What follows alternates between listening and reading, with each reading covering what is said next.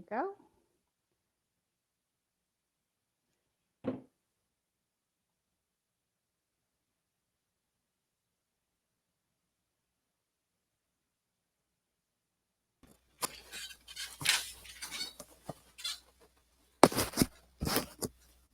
Hey, Michelle. Hey everyone, welcome to the Pregnancy After 40 podcast. I'm your host, Michelle Johnson. Today we have guest Freya of RootMama. You have your camera on, Freya? I There do we now. go. That face. Thank you. So we have guest Freya today. Freya is a fertility strategist. She is also a doula, but she has an amazing story about fertility and how what she has learned from the time that she was a young adult into adulthood and how important nutrition, food, and all of that is. And so she helps women now with fertility. But with that, Freya, thank you for joining us tonight. Thanks for having me. Of course. And if you are joining us live, feel free to put any questions that you may have in the chat, and I will make sure to ask Freya. So we're just going to start from the beginning. Freya, just tell us about your personal story on your transformation, your men's transformation, and your fertility journey, and how you became so enlightened about everything as far as fertility. Sure. So I'll start back to when I was 13, when I started my mints. Well, I could even start before that. I had heard a lot of rumblings in my family about fibroids and hysterectomies. So I kind of, although I was young, I didn't fully understand what it was. I mean, I understood that they were masses inside the body, and many of women in my family had them, but I didn't really fully understand what was going on. So I kind of had a general understanding of that. And with so many women having them, I thought, oh gosh, I just thought to myself, I really just didn't want that for myself. And I became curious to know, is there anything I can do to avoid that? And so then I started my mints at 13, and it progressively got worse and worse each cycle until I was 15 years old. I would miss school, um, or I would have to go to the nurse's office because of the pain. It was so bad, I would be doubled over. I would vomit. I would have diarrhea.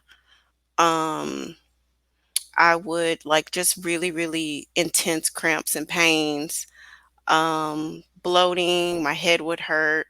All of those things would happen, and I would feel nauseous in addition to also vomiting. So this went on, and then my mom ended up taking me to the gynecologist, and they put me on birth control. And so I was taking the tablet form of the birth control. It helped a little bit, but not. I mean, I was still having, cramps, and they were also really, really, really heavy. So I would wear tampons and pads, and I would still, be having to change them out every hour with super tampon and a super pad. So I was bleeding really, really heavy. Probably also in addition to my poor diet and the heavy bleeding, I was severely anemic. I was also hypoglycemic as well. So with the hypoglycemia, I would pass out basically when my blood sugar would get too low. Um, so those are some things that I was dealing with as a young person, and the hypoglycemia was definitely influenced by my monthly mints. Whenever I would actually start menstruating, is when it would kind of activate, and partially because I would get so nauseous, I wouldn't want to eat, or I would throw up whatever food I had, which would then make my blood sugar go even lower. So it was just really, really bad. After a while, with the blood with the pills that I was taking, the birth control pills, I realized that if I just keep taking the birth control pills, I wouldn't have a period. So I don't, in hindsight, that wasn't smart, but with a 15, 16-year-old mindset, that's was the best solution that I could find out for myself. So I just kept taking the pills, which would cause me to not have a period. But also, I gained weight and my boobs got really, really, really big. Like I had really, really, really big boobs. So I think part of that was because I was just taking the birth control and just all those hormones in my body. Um, Now being a young active teenager, I would sometimes miss a pill, and so, of course, you could take 2 the next day and then sometimes like 3 that and then, they had this whole formula of how you could catch up on the pills if you missed a pill. But sometimes I would just be so active in my life that I would just kind of forget the pills and it would trigger my period to start, with me not consistently taking the pills. And so then I would be all the way back to square one with the pain and the vomiting and the passing out and missing school, missing work, et cetera, et cetera.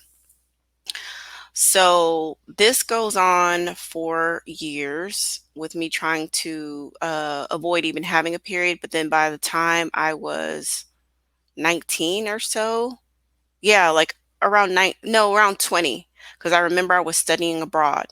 So by the time I was around 20, approaching 21, the it wasn't working anymore. So basically, it didn't matter that I was taking the pills every day, and then also, I think the formula changed too, like, that company that I started with, they sold, like, that formula, they sold that company, and it became a generic, and then you have to do this. So I don't know if it was my body or if it was the brand of the birth control pills, but nonetheless, even if I was taking them all the time, I still was having a period, and then my body just started to reject the pills, like, it just started to just I just really started to reject them. So I kind of went off and on birth control for years until I was around 20,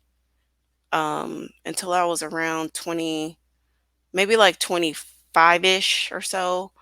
Um I was talking to my friend that I was having issues, and I really didn't know if I should stay on birth control because I really didn't need the birth control because I wasn't even sexually active. So the only reason why I was taking the birth control was just to try to attempt to control my periods. But I just kind of felt like I'm taking these pills, it's not helping me. What's the point?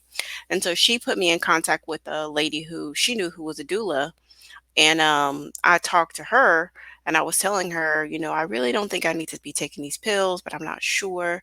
And she was like, yeah, these are what the pills can do to you. It messes with your hormones and make you gain weight and all this and that. You shouldn't take them, and try to find another way to control your periods and try this, and this, and that. So I did that. Oh, I kind of missed a little story. One of my friends back in college had put me onto red raspberry. So I had been taking the red raspberry for a while in college, and that really helped a lot. That that period that I got with that first time I took red raspberry, that I had been taking it for like weeks, that was like an easier one of the easier periods that I had had. So although the issue wasn't completely resolved and I hadn't really like found the right rhythm, I knew then that doing an herb would help change the trajectory of my mints each month. So my mind was open to figure out other ways that I could try to help myself. Okay, I want to ask you a question real quick. So you said Mhm. you started taking red raspberry. Was that in the form of a tea or was that in the form of a supplement? It was tea. Okay. Yeah, it was tea.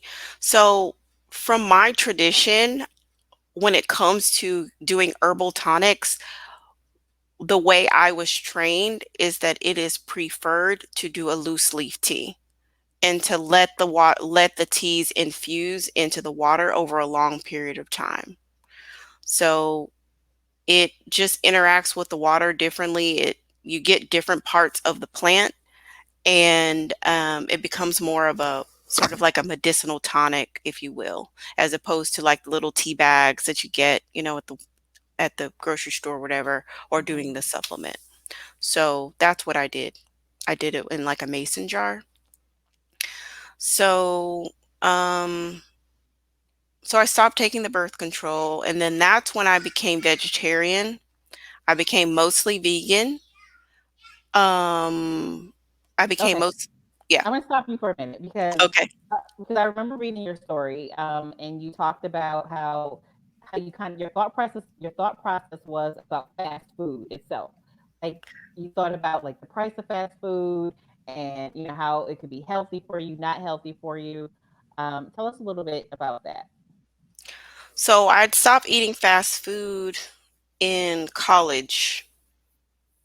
Yeah, I want to say maybe like my second year in school, I stopped eating fast food because I just I don't know. I just had a feeling that it wasn't good for me. I gained weight my first year in school and I couldn't get the weight off. I was running, I was exercising, I was trying to do everything and I couldn't get the weight off. So I decided that I wouldn't eat fast food because I didn't think that it was high quality food. Once I started grocery shopping, being in college was my first time really grocery shopping for myself and preparing my own food. And when I saw how expensive food was, I couldn't understand how they could make a burger for 99 cents. I just couldn't understand that. I know that, buying in bulk helps you save on price, but I still couldn't wrap my mind around how can you have a 50-cent taco when I know how much ground beef costs, and then how can you make a 99-cent burger? So I didn't have confidence in the quality of the food, so I stopped eating it. Okay. Okay. So tell us a little bit more. So you changed your diet, you became vegetarian. Tell us the process. You became a doula as well. So tell us, and then you started, again, you're a fertility strategist now. How did you get into both of those professions? So with the doula, so the doula came several years later after those transitions. So once I became vegetarian and I started to heal myself, so I followed the teachings of Queen Afua, and I followed them very closely. It's hard to do because it takes a lot to do, like as far as like waking up at like 4 and 5 o'clock in the morning and fasting and juicing. I mean, it was a lot, like now that I'm a mom, I think I'd have a harder time doing it. But when I was single and I didn't have any children, it was easier for me to do, like to make the juices in the morning and juices in the afternoon and raw food and vegan food. And it was a lot, but I I kept with it because it was helping me. I was getting better every day. And I had found a doctor as far as the anemia was concerned and all of that. I was so anemic that I was referred to a hematologist because the doctor was severe basically, and then the hematologist recommended that I get iron infusions and said I would likely need them for the rest of my life. But I'd already kind of started my juicing and my raw vegan food and things like that. So I said, well, if I really need the infusions, I'll do the infusions, but I want to try what I'm already doing, which is working, and I want to come back at a time that makes sense, and I want to run my blood work again, and I want to see where I am. So I think it was maybe like 6 weeks or something. I don't remember. This was a long time ago, but maybe let's say 6 weeks later, I came back and my iron was still clinically low, but I was right below the normal range. So I had gone from severely anemic to almost into the healthy range within a very short span of time. So the doctor felt like whatever I was doing, he didn't really understand it, but he said, "Well, whatever you're doing, just keep doing it. Come back again, and we'll keep monitoring your iron and a few other things that they were monitoring with my white blood cells and stuff like that." So that's kind of how I had got confirmation because I was also deficient in some other things as well. So I started to look for foods that were rich in the areas that I was deficient in, like magnesium was a big one, which I've come to now that I'm on the professional side of things.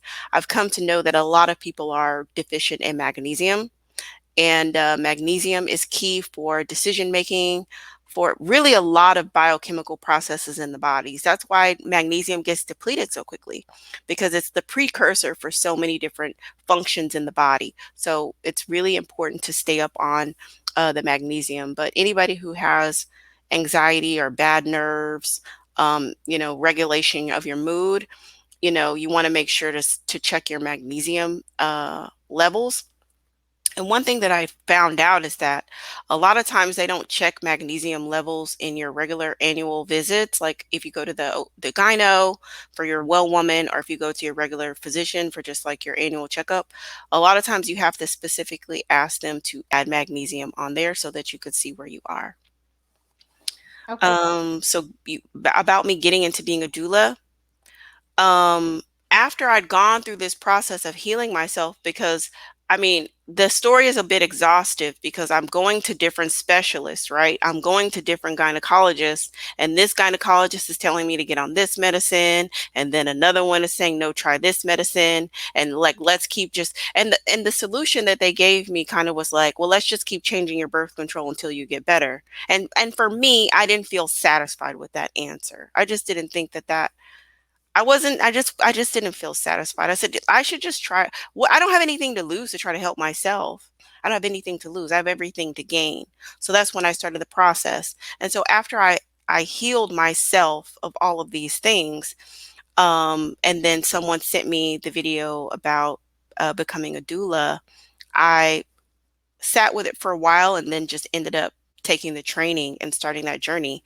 I always wanted to include preconception health, fertility, and womb wellness. I always wanted to include that, and it's been a part of my practice since I started.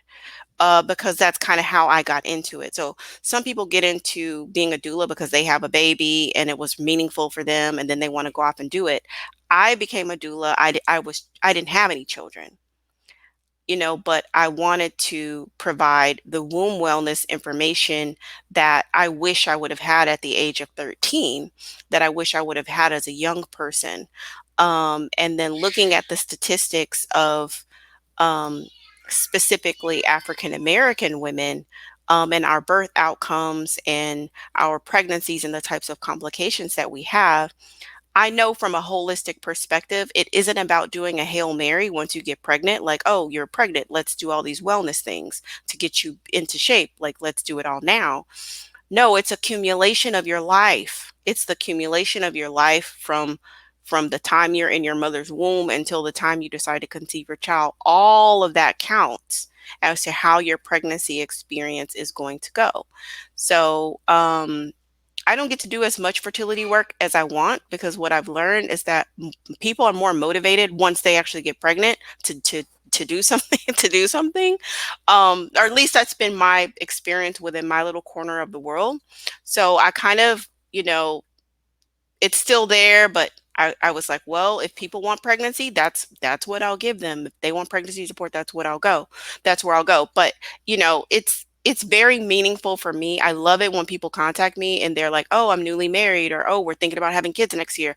That's wonderful. That's the best time to implement some wellness strategies into your life to ensure and to stack more odds in your favor that your pregnancy is going to be healthy, and that you'll be healthy and you'll be able to carry your child to full term. So yeah, I mean that's good information. So now on our on the Pregnancy After 40 website, we offer 50 fertility tips. But one of the things when you visit the page is that the fertility journey, it's a lifestyle change. Like we have, especially for women 40 and up, we have to deal with the fact that we've eaten horribly, probably since we were a kid. A lot of times, haven't exercised, we've been exposed to so many toxins, and so we're not on the same playing field as women who are in their 20s because they don't have all that in their body. And so, it's a process. You've got to get that stuff out and start putting clean things into your body. So it's actually a lifestyle change. And what I always say is, yeah, like you're saying, the perfect time for someone to come to you is when they're trying to conceive. And once you incorporate these things into your lifestyle, not only will you be able to increase your chances of conceiving, you'll have a healthier pregnancy, but it also, adds longevity to your life because now you are cleaner, you're in a better position, you're healthier, all of that. So, I mean, I think that's great. I mean, I totally, agree with everything that you're saying there. So, tell us what you do for your clients that are coming in that they're trying to conceive. Like, what things do you recommend to them? How long do you tell them it'll usually take if they're having any issues, and things like that? Okay. Well, it just depends. It just depends on their age. Let's focus on the older moms. So, for the older moms, for the moms who are late 30s, early 40s, I kind of want to just get a health history on them. I want to kind of know um, how their periods have been throughout their life. I find that the types of questions that I ask and the types of things that I'm interested in is it's totally different from what the doctor is interested in. One of the questions that I'll ask women before I kind of launch into what I think you need to do is like, tell me what you've tried so far. And have you gone to talk to your doctor? And what did your doctor tell you? You would be surprised at so many women who told me, my doctor just told me to have a lot of sex. And if nothing happens, come back in a year. Wow. Wow. You Okay. paid somebody to tell you that? You have a whole MD. And that's what Yeah. you told us, lady? Come Yeah. on. That's 12 cycles Right. that we could have been working with you. Hmm. And they just sent them off into the ethers. Oh, just have a lot of sex and come back if nothing happens. Like, come on. So I find that it's really good to arm the client with the types of questions because we need doctors, we need labs, we need to know the science of what is going on. But I always tell my clients, once we get that information, we have a plethora of things that we can do with it. For example, once you know what you're deficient in, then we can know what we need to incorporate into your diet, what we need to incorporate as far as your supplements and your nutrition. That tells us a lot. Some of the other things that interest me is what is your lifestyle? What is your and I end up skewing a lot into femininity. I end up skewing a lot into relationships, a lot into boundaries, a lot into how you relate with the world. And you may be saying, what the hell does that have to do with fertility? What does that have to do with anything? Fertility in conceiving is the act of receiving. So I deal with a lot of executive level women who are heads of corporations. They have big teams. They have lots of people reporting to them. They're the head of their house or they're running a lot of stuff. So they are hyper masculine. They are operating in their yang energy. They're operating in a very, you know, you know what I'm saying, a very masculine energy. And so they're like, well, I can't get pregnant. What do I need to take? I need a pill with it. And it's like, okay, let's just take a deep breath because we need to shift gears here. Because once you leave work, we need to come up with a ritual for you that is going to allow you to leave the work at the workplace. Because when you come into your home life, things are different. When you come into your kitchen, things are different. And definitely when you come into your bedroom, things are different. So we have to kind of change the energy. And so that's, I guess, more of the spiritual side of things. I don't have a one size fits all for everybody because I have to listen to the woman's life story. I need to feel her energy. I need to know where she is, where she's been, and where she's trying to go. I'm very honest with my clients in that there's so much of this that's in God's hands. There's so much of this process that's in the divine's hand that we as women have to submit to that. We have so much control over so many things in our life, but this is the one thing that is such an internal divine process that we don't control every aspect of it. So we have to be at peace with that. But some of the unrelated symptoms that come with a lot of the clientele is they lose weight, their skin clears up, their hair gets thicker, they have a better relationship with their husband, they feel more fulfilled, they have less emotional trauma, some of those things that are some of the byproducts of going through the process of becoming healthy enough to sustain another life. Because at the end of the day, that's what it's all about. When I was marketing some of the fertility programs, and I've since gotten out of most groups, well, pretty much all of them, I've gotten out of them. It was just some of the things that I saw were just so troubling to me with the mindset because it's such a fragile topic. It's such a fragile topic that is very intimate to us as women, as far as what society says we should be doing as far as being able to have children, and some of the feelings that we have to process internally if we're if we're having a challenge in that particular area. But some of the coping mechanisms that I saw women doing were very unhealthy for them. You know, some of those coping mechanisms are super unhealthy and won't put you where you want to go. Some instances, it's not just about getting pregnant, it's about getting pregnant and having a viable pregnancy, Right. right? So you can ask your doctor to give you something to force ovulation or to, all of that, but that's not the end of the game. Is not just getting pregnant, it's getting pregnant and having a viable pregnancy, and God willing, carrying that child to full term, right? That's what we're aiming at. And that after all of that is done, incorporating the postpartum piece and all of that, it's like you said earlier, Michelle, it's about the lifetime, investment of the lifestyle change that's going to give you that longevity, because then you have to have the energy and the strength to mother, right?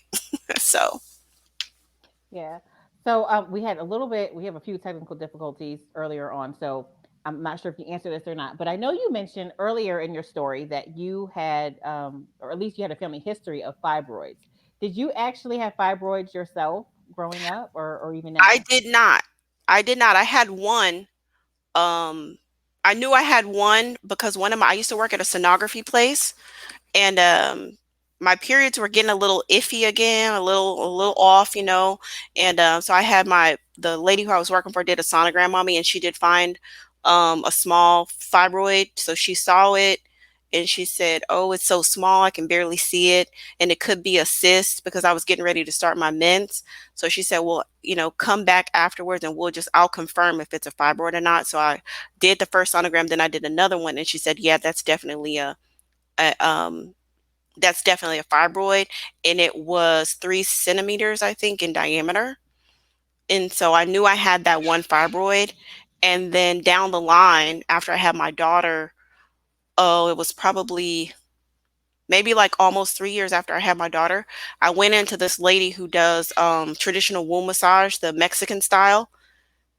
I didn't say a word to this lady. I mean, we talked. I know her professionally through, we're in the same industry, but I didn't go into detail about what I had going on. She did start doing massage on me, and she found that fibroid. She's like, did you know you had a fibroid? I said, oh, yeah, I do have a fibroid. And so she's like, well, I can just massage it out. And I said, okay, sure. So she broke it up, and so I don't have it anymore. Okay, that the womb massage you just mentioned, is that something that you suggest for your clients? I've not specifically heard of a womb massage. It's just kind of a special kind of massage for women who are trying to either conceive or just I guess womb health altogether or wellness. Yeah, it's womb health altogether. I ended up recommending a friend of mine to her. My friend had incontinence, so she was older. She is at the time that she went, she was I want to say 45. And so she had been going to different urologists and specialists and whatnot about incontinence, and that's something that a lot of women do deal with later in life. That's a side conversation, but and they wanted to like do a mesh, or I don't know what they wanted to do, but it was pretty invasive. And I told her, I said, well, go talk to this woman, this Mexican lady that does a massage, because a lot of times we do different things as women that can knock our uterus out of place. So alignment inside the pelvis, which is why I do not recommend waist trainers. Like if you're doing a waist trainer, I definitely recommend that you don't do that, because you can push your uterus out of alignment. You could tilt it back, you could tilt it forward, or you can cause it to prolapse, which will give you issues trying to conceive. It can give you issues with your period. It can also give you issues down the line with incontinence, because we want to maintain the integrity of the pelvic floor.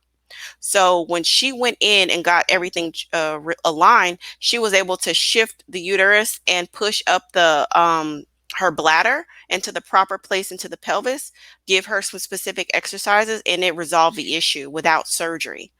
Wow. So, a lot of times there are holistic opportunities for us to access before we move on to the most invasive thing, which is like the surgeries and stuff like that. I tell my clients who have cysts, who have endometriosis, who have fibroids, listen, we have not exhausted our natural remedies. We always have technology. It's always there for us if we need it. Just like with pregnancy, we haven't had tried for vaginal. We always know we can do the C-section. It's there for you if you need it. But there, we haven't exhausted everything that we can do on a holistic spectrum. So with her visiting with her a couple of times, she was able to get that issue resolved, and now she doesn't have incontinence anymore. And then I was able to see her, and she was able to break up that little fibroid that I have, and I don't have it anymore. Awesome. Awesome. Awesome. So, okay. So earlier you also mentioned that many women are deficient in magnesium. Can you just list like a couple of foods that are rich in magnesium to start replenishing that or getting or increasing that in your body? Dark leafy green vegetables and mushrooms, all types of mushrooms. I mean, when I was eating mushrooms, and I eat mushrooms every day now, but whenever I first found out that I was deficient in magnesium, I used to eat mushrooms like twice a day. So I was doing all kinds of portobello, shiitake, all types of mushrooms. It helps that I like mushrooms, but just Yeah. knowing that they were really, really rich in magnesium, it gave me all, more encouragement to do that. And then another thing that I do, because it magnesium is one of those things that it's hard to eat enough foods with it. So start off with your dark green vegetables. That's going to be your collard greens, mustard greens, bok choy, uh, what other types of greens? Arugula, spinach, those types of greens. And Swiss chard is another one that's a dark green, leafy green. And then make sure we used to down in the South we call it pot liquor. So I don't know what y'all would call it, but it's that juice that's cooked from the greens.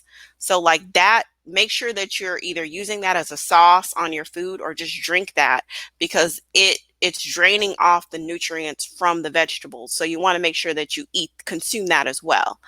Um, so those, and then the mushrooms are really good. And then there's a supplement that I like. It's called Ionic Fizz Magnesium, and there may be other brands that are similar. That's just the one that I've had the most success with myself and with clients. Magnesium Fizz, you can get it from like Amazon or your local vitamin shop. It's a little bit expensive. Y'all, I don't want to tell y'all how much money I spend on supplements bi-monthly. I keep telling myself I'm hoping I'm saving down the line, but it's pretty darn ridiculous. Um, but anyway, this I really love it. I drink it at night. I find that it helps me sleep better. It helps my anxiety. So I do a combination of turmeric and magnesium at night. I'll take the turmeric supplements, and then I take my powder magnesium, I mix it with some purified water, and I drink that before I go to sleep or anytime in the evening when I'm ready to wind down. That's like part of my wind down process.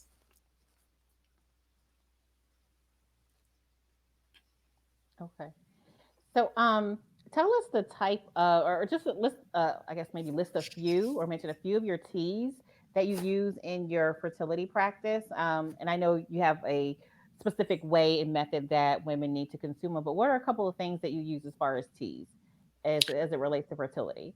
Sure. So for the general tonic that I use, it's the womb power, which is the red raspberry, nettle, and alfalfa.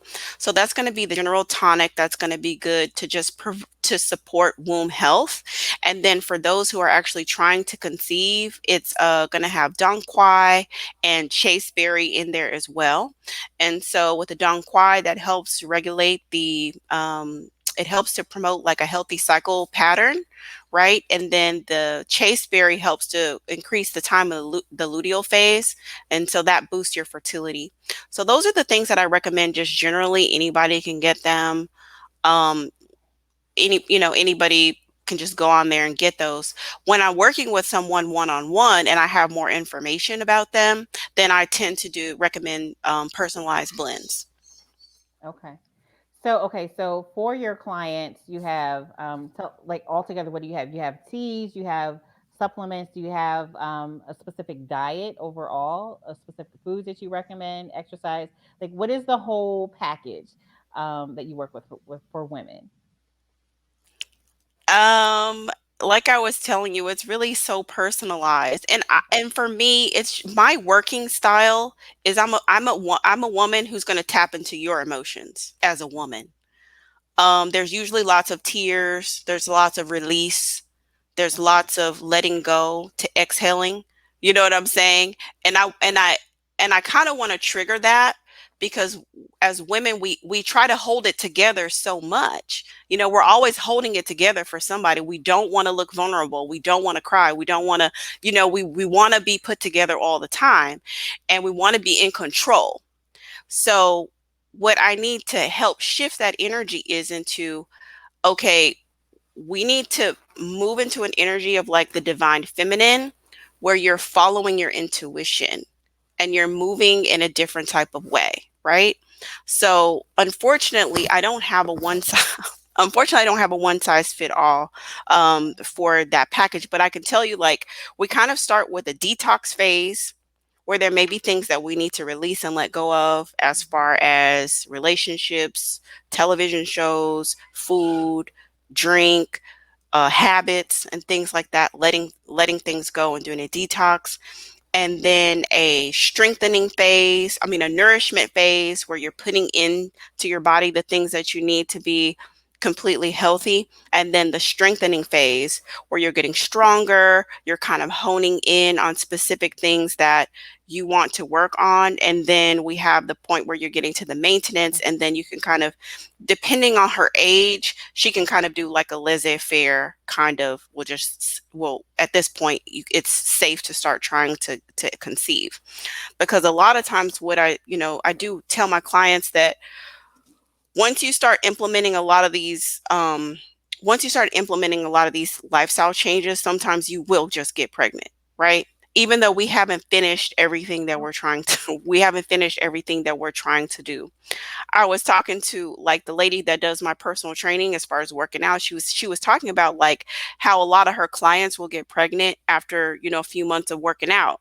And I'm like, oftentimes, just you losing weight triggers to your body like, oh, I'm fertile, and then having muscle mass, because there's hormones in your muscles that kind of signify that you're youthful and that you have the ability to sustain a life. So even just increasing your muscle mass can trigger fertility.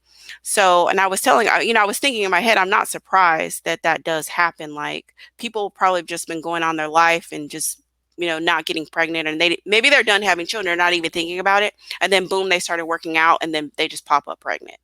So I try to say, well, let's get everything done, because of course, like I said, it's not just about getting pregnant, it's about having a viable pregnancy throughout. So I will say, like, use a barrier method, or track your ovulation, make sure that you're taking the proper precautions so that we can get all these pieces in place. And then once all these pieces in place and you have your maintenance, then you go ahead, go forth, be free, and whatever happens, happens. Just, be with your husband or your significant other, and let's see what happens. Right. So we are during a time of social distancing now. So do you just see patients one on one in person, or do you do anything virtually? For my fertility so far, it's been all virtual. I've had a few people come into the office, but I've done it mostly virtually. Okay. So if you can just tell our listeners how they can contact you if they want more information about your program, and as you again being a fertility strategist, how you can help them. How can they reach you? You can go to the website rootmama.co and click on contact me, and that will send an email straight to me, and we can go from there. Or if you want to book a consultation, you can click on book now fertility, and that will put you right on my calendar, and we can chat. Okay. And for those of you who are in Freya's area, we're in Dallas, Texas. Is that I'm in correct? Dallas. Okay, Yes. she's in Dallas. So if you're local out there, you can also check her out there. Freya, thank you so much for joining us and just sharing your expertise, your personal story, from a young child to adulthood, and how you just kind of realize how important again herbs are, and nutrition and food, and all that, and how it affects your fertility. And so again, and just incorporating those things into your life. Definitely reach out. If you have any questions for Freya, reach out to her. She will be more than happy to help you. Again, so thank you for joining us. And if we get any questions, I'll be sure to send them over to you. Okay, thank you so much for having me share this message with your community. It's been a pleasure. Thank you. Have a good evening. You too.